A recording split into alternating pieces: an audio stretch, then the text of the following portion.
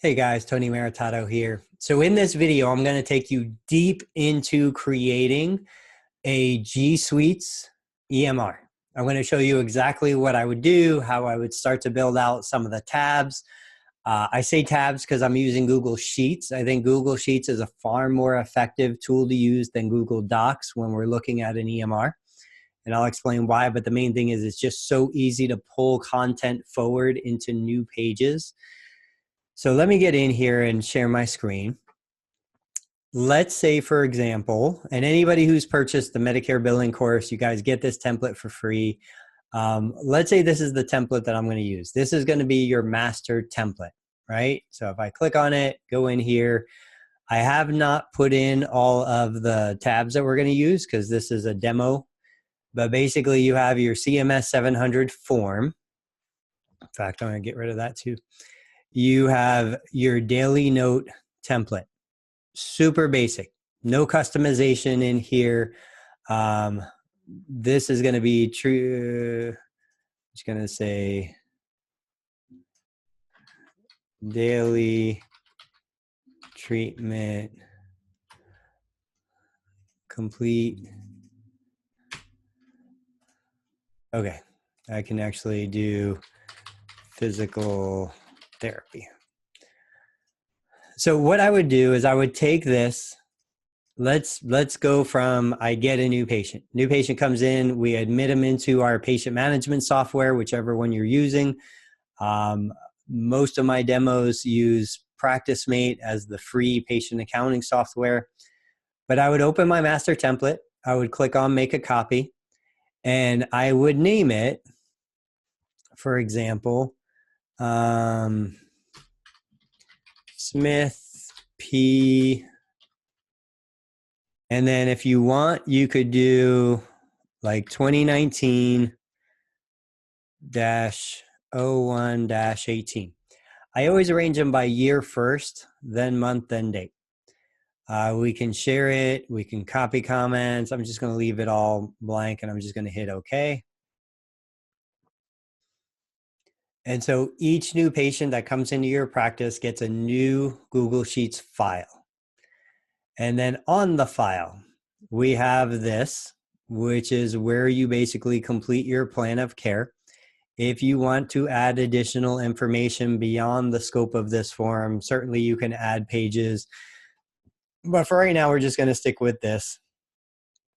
Now, I am a big fan of templates. So let's say, for example, I take this master form, I duplicate it, I come over here, and I might call this non-op shoulder eval.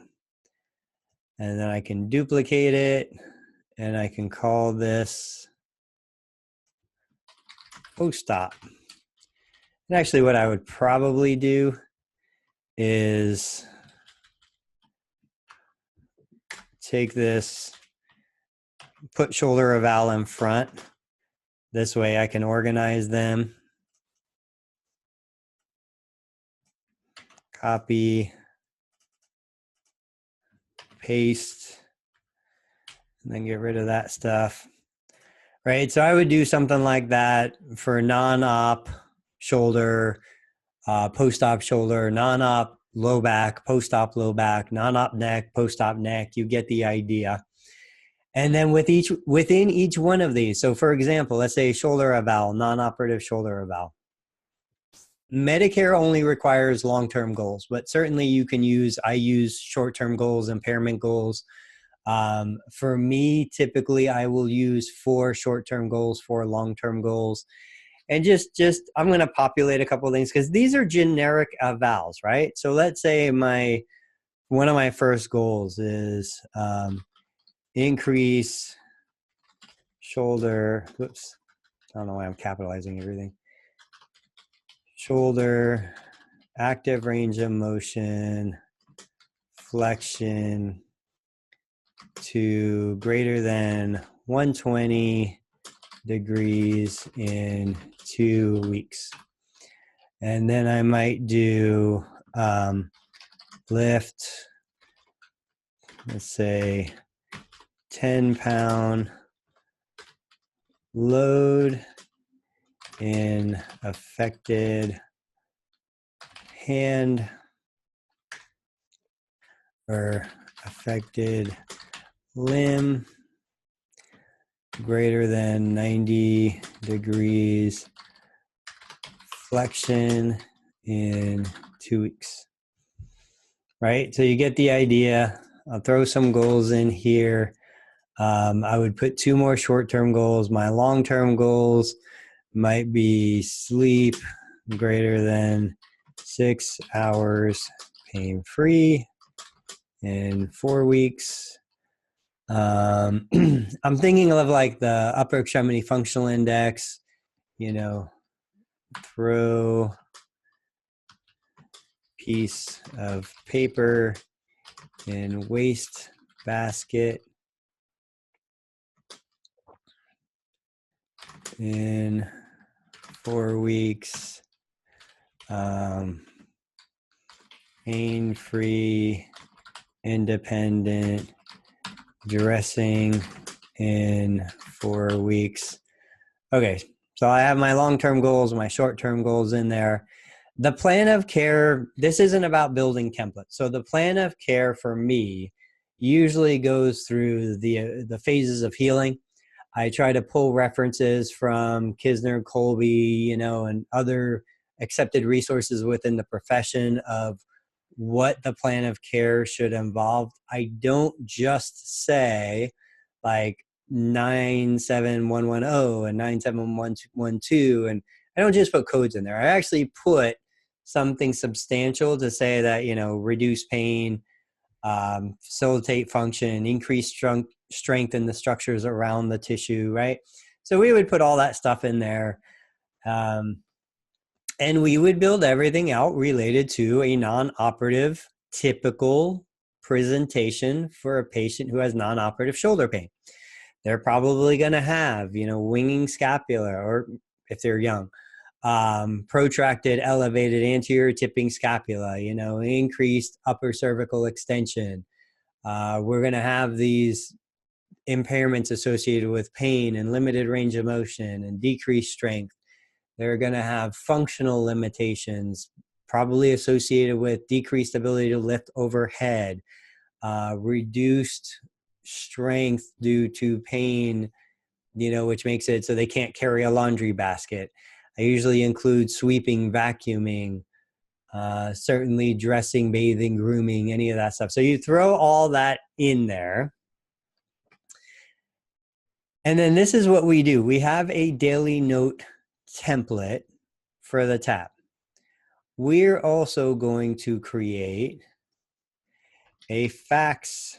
I'm just going to leave it like that, but really it's a fax cover sheet. So here, fax cover, right? We're going to include records release. You might even include social media release. And we're just going to keep going through, and we're going to add all the things that might be included. HIPAA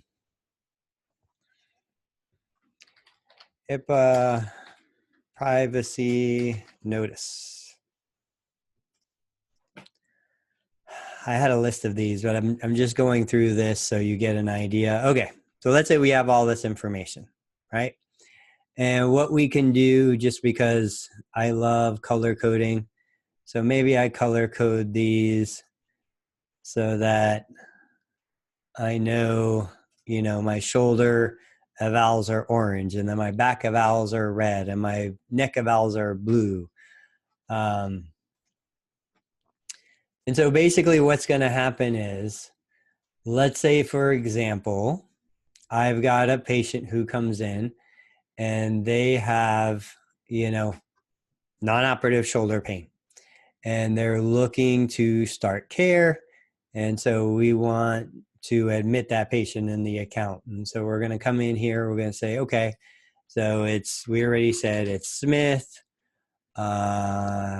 P. So let's say Pat. Provider is going to be total therapy solutions. We don't have an HICN number. Certainly you can change this to anything that you wish. The treating therapist, Anthony Meritato, PT.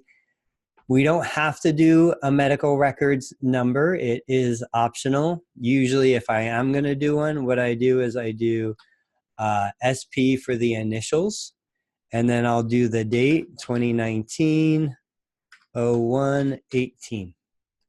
And that's going to be their medical reference number. Date of onset, right? So I'm talking to the patient and we determine, okay, it happened Christmas Day, 2018. Start of care date, that's going to be the day you're doing your evaluation, right? So in this case, 1/18/19. If you only do physical therapy, you can just leave physical therapy in here. That's not going to be any different. Primary diagnosis, treatment diagnosis, I basically use the same thing.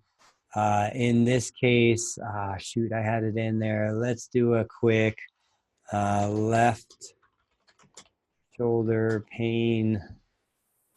And usually what I do with the new codes, because we have left and right, I'll come in here and I usually put left first because that's on the left side. And then I'll put right on the other side. I'll put some space in there. If you want, you could indicate left shoulder pain. And then here we could say right shoulder pain. You know, what I love so much about being a business owner is you make these decisions. You make these decisions based on what's important to you. I'm going to copy these and paste them over here as well. And then we've got visits from start of care. So it's none because we're just starting the start of care. So that defaults to 0. You've got your initial assessment, your history, all that kind of stuff in here, right? Functional levels. You could put in your oswestry or your any index you use. You put in your range of motion measurements. Service dates, we don't really need to worry about that as much as certification. So let me show you a little trick about conditional formatting. So certification dates is usually one of those that's easily overlooked and forgotten, right? So what we need to do, sorry, I was just noticing something here. Let me see if I can eke that out. There we go. Okay, that didn't mess anything up. So this is just such an easy one to fix. So how do we deal with that? If I click on this and I come up to format and I go to conditional formatting, this is basically saying that apply it to H25, which is that cell. If the cell is not empty, right? Well, I want it to be blank. So there's a couple ways I can do it. I can say if the cell is not empty, we don't want anything. And then I hit OK. I'm going to make the base color of that cell yellow, right? So if I come in here and I say 1/18/19, it doesn't work. So let's come back in here. If cell is not yellow or empty, let's make it,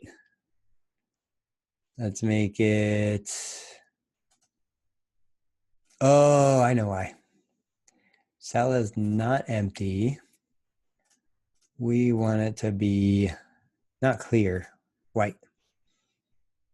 There you go. So if I delete it,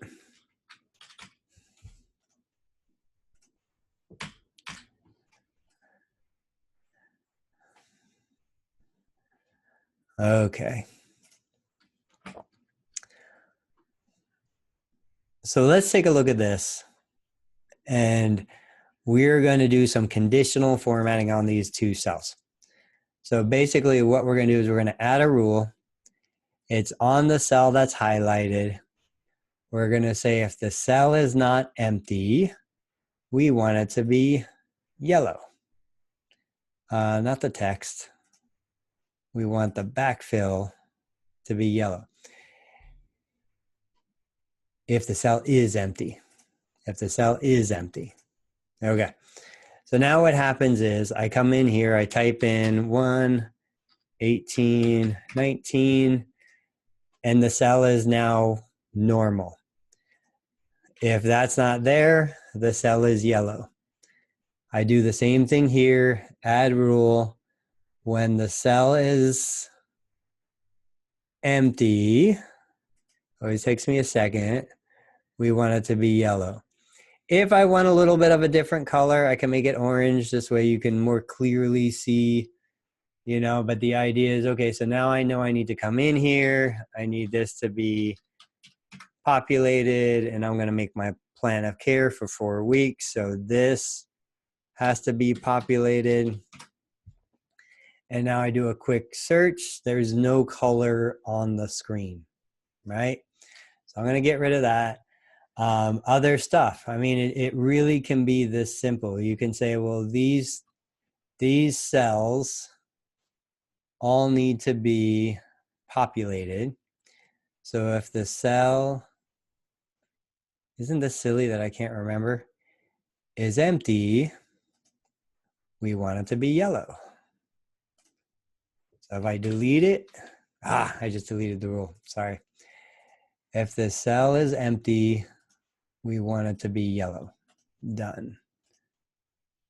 Now if I delete Smith, it turns yellow. I type Smith in, it turns clear. So I would do it for this cell, all the cells that you know are going to be required. This is the simplest way to avoid the headache of missing information. You know, all of these cells should be populated. If you want your clinicians to give you 8 goals, require them by color. If you don't care, don't worry about it. But that's been a huge value in reducing errors of documentation, is that conditional formatting option. So now I'm going to show you a cool trick. So let's pretend that this whole shoulder evaluation template is complete, filled in with everything. Now you're looking at this and you're saying, well, how can you have, you know, both right and left? Let me get back in here. Well, it's because when I actually see the patient and we do the evaluation, I'm going to come in here and I'm going to say, oh, okay, it's a right shoulder. So now we've got a right shoulder. Or I'm going to come in here and say, oh, okay, it's a left shoulder. Now we have a left shoulder. So you just delete the stuff you don't need. Tends to be the quickest, easiest way, as opposed to having to research and find and type the stuff you do need. So you know what? I deleted that. I'm going to hit equals that.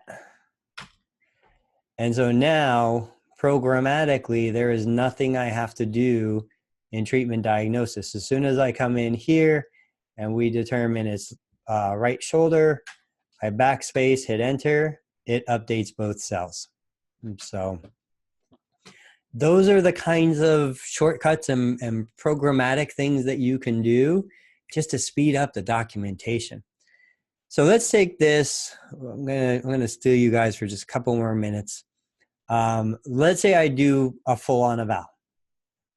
I'm gonna click on this little square in the top left corner. I'm gonna hit Control C for copy on a PC. I don't know what it is for a Mac. I'm gonna click on that. I'm gonna hit Control V to paste. And now I've taken from this tab and copied it onto this tab. And you're probably thinking, well, why? Why don't I just leave it on the original tab? Well, the main reason is because, remember, we're setting additional tabs that programmatically bring information forward. And so I don't know if I'm going to have a post-op shoulder, a non-op shoulder, post-op back, non-op back. I'm not sure which condition I'm going to use. I just know that all of these future tabs are going to pull off of one location. That's going to be this location. And so when I'm setting up, you know, if I click on this, you see up here, programmatically, I told gSuites, hey, gSuites, populate this field with whatever is in this field right here. And so now if I'm making a fax cover sheet, I tell gSuites, hey, this is where you find the patient name. This is where you find, you know, the telephone number. This is where you find all the information.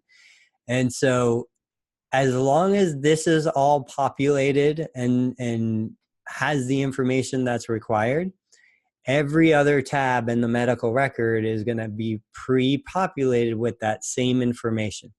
So you're not retyping the patient's name. You're not retyping the start of care. You're not retyping blah, blah, blah, blah, blah. And then basically what you do, so look, we know that we have formulas already on this daily note. What I would do is I would come in here. I would duplicate that. I would take this and I would call this treatment day 1. And then I would duplicate it and I would call this treatment day 2, right? And I would just keep going until I had 12 treatments or 15 treatments or 24 treatments or however many you want to do. Now, this is where it does get a little bit cumbersome. So every treatment day should have a treatment goal. And the way I usually do this is I come in here, I hit enter, I come over here, and I grab my first short-term goal. And then I come over here, and I click, and I hit enter, and I come over here, and I grab my second short-term goal, right? And so once you've populated out 12 or 15 treatment tabs, and you've got your master template set up, even if there's no information, because remember, you're going to be using your condition-specific tabs for your eval. But if I create, and this is just the way I do it, if I've got 8 goals in here, my first treatment day could be referencing my first short-term goal. My second treatment day references my second treatment goal. Then I've got third day, fourth day, hit all my short-term goals in 4 treatments. Fifth treatment could be an assessment, a short-term assessment, a progress note of where we have come. Sixth or fifth and sixth could be a review of the ones that I haven't addressed. And then I could go 7. Treatment number 7 is my first long-term goal. Second long-term goal, third long-term goal, fourth long-term goal. Treatment 11 is another kind of reassessment of the status or addressing the goal that wasn't met. And then treatment 12 might be discharge. It might be, you know, new progress note, whatever. But there's a systematic approach to that so that treatment number 1, treatment goal, corresponds exactly to plan of care short-term goal number 1. And so a reviewer can look at this very sequentially and it all makes sense.